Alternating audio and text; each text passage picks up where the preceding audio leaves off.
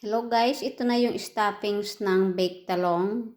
Meron siyang feta cheese, grapes, egg, tsaka yung nuts. Tapos yung parang rice po is bulgur po yan.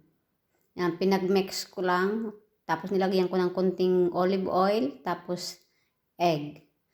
Yan na po yung ipapalaman ko dun sa prinito kong talong.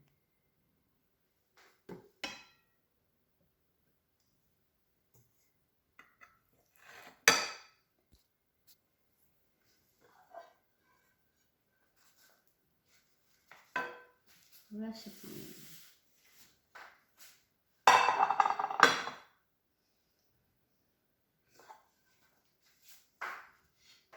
Dito na po yung lahat.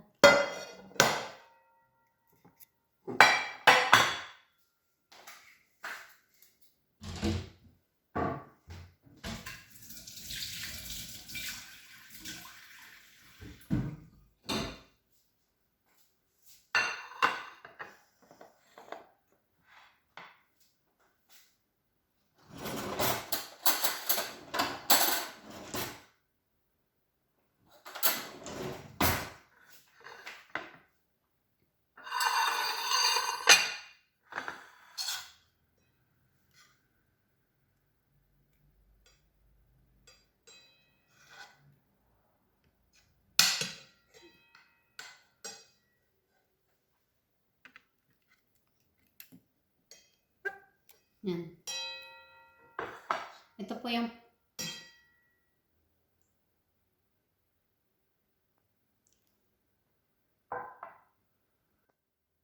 maglalagay na ako sa Pyrex ng niluto kong sauce, yung sauce, tomato sauce. Yung long process po. Yan. Lalagyan ko siya ng 4 base. Yan. Base lang siya. Yan. Tapos ito po yung talong na prinito ko kahapon. Yan. Magsisimula na po tayo magbalot. Yan. Gagawin natin.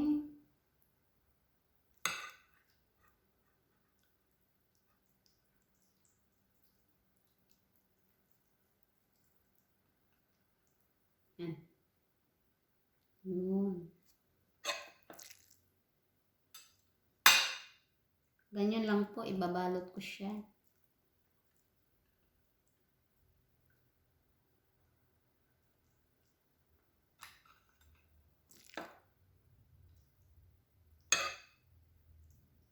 Yan.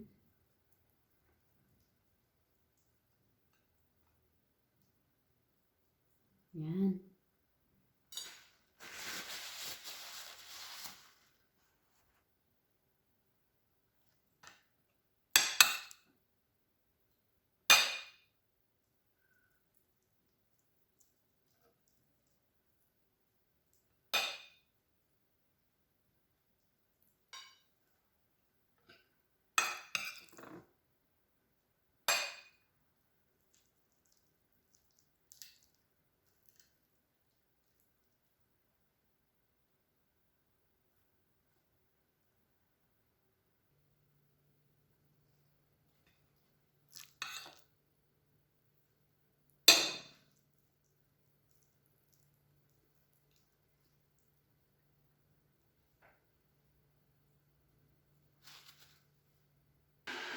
Yan po, tapos ko ng balutin. Yan, maglalagay na tayo ng toppings ulit.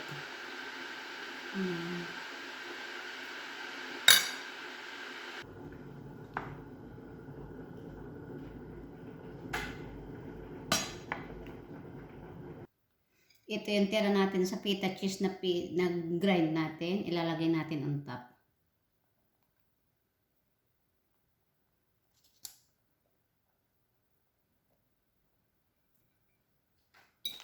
Yan, yung mga tira-tira pa din, magtitira tayo para sa pang top. Yan.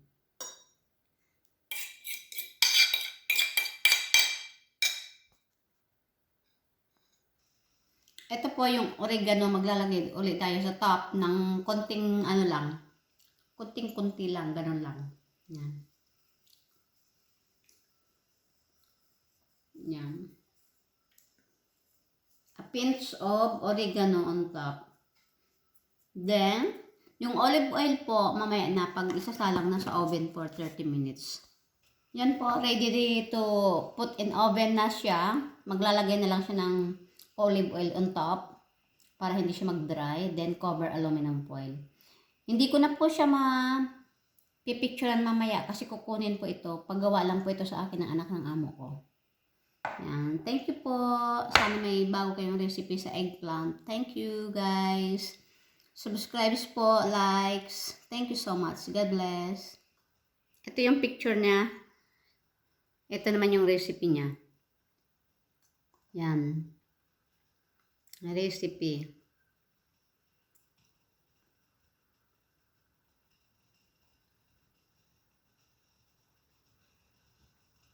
Yan.